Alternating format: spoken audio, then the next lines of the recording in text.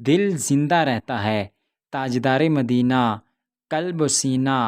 حضرت محمد مصطفیٰ صلی اللہ تعالیٰ علیہ وآلہ وسلم نے ارشاد فرمایا، جس نے عیدین کی رات یعنی شب عید الفطر اور شب عید الاضحیٰ طلب ثواب کے لیے قیام کیا یعنی عبادت میں گزارا، اس دن اس کا دل نہیں مرے گا جس دن لوگوں کے دل مر جائیں گے، جنت واجب ہو جاتی ہے۔ ایک اور مقام پر حضرت سیدنا معاذ بن جبل رضی اللہ تعالیٰ عنہ سے مروی ہے کہ تاجدار مدینہ صلی اللہ تعالیٰ علیہ وآلہ وسلم نے فرمایا،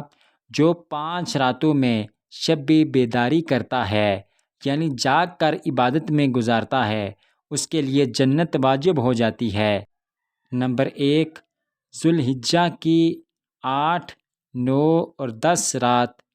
اس طرح 3 راتیں تو یہ ہوئیں، اور چوتھی عید الفطر کی رات، اور 5ویں شعبان المعظم کی 15ویں رات یعنی شب بارات۔